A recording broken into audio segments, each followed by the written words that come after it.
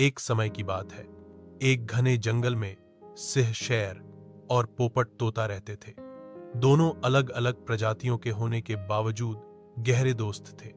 सिंह बलवान और राजा था, जबकि पोपट चंचल, बातूनी और बुद्धिमान था। हर सुबह पोपट सिंह के कानों में मीठी बातें करता और जंगल की ताजा खबरें सुनाता। सिंह उसकी बातों से बहुत खुश होता। एक दिन जंगल में एक शिकारी आया और पेड़ों पर जाल बिछा दिया। पोपट उसमें फंस गया और जोर जोर से चिल्लाने लगा। सिंह ने उसकी आवाज सुनी और तुरंत वहां पहुंचा। उसने शिकारी के जाल को अपने पंजों से फाड़ डाला और पोपट को आजाद कर दिया। पोपट भावुक होकर बोला, तुमने मेरी जान बचाई, सिंह भाई। सिंह मुस्कुराया और कहा, तुम मेरे सच्चे दोस्त हो।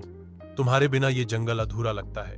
इसके बाद पोपट ने जंगल के सभी पक्षियों को शिकारी के बारे में बताया और सबने मिलकर उसे जंगल से बाहर भगा दिया। इस घटना के बाद सिंह और पोपट की दोस्ती और गहरी हो गई। सभी जानवर उनकी दोस्ती की मिसाल देने लगे। एक पक्षी और एक जानवर की सच्ची, निस्वार्थ मित्रता की कहानी। एक समय की बात है। एक घने जंगल में सिंह शेर और पोपट तोता रहते थे। दोनों अलग अलग प्रजातियों के होने के बावजूद गहरे दोस्त थे।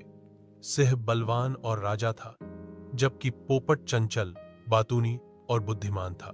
हर सुबह पोपट सिंह के कानों में मीठी बातें करता और जंगल की ताजा खबरें सुनाता। सिंह उसकी बातों से बहुत खुश होता।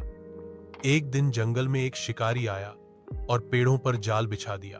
पोपट उसमें फंस गया और जोर जोर से चिल्लाने लगा। सिंह ने उसकी आवाज सुनी और तुरंत वहां पहुंचा। उसने शिकारी के जाल को अपने पंजों से फाड़ डाला और पोपट को आजाद कर दिया। पोपट भावुक होकर बोला, तुमने मेरी जान बचाई, सिंह भाई। सिंह मुस्कुराया और कहा, तुम मेरे सच्चे दोस्त हो। तुम्हारे बिना ये जंगल अधूरा लगता है।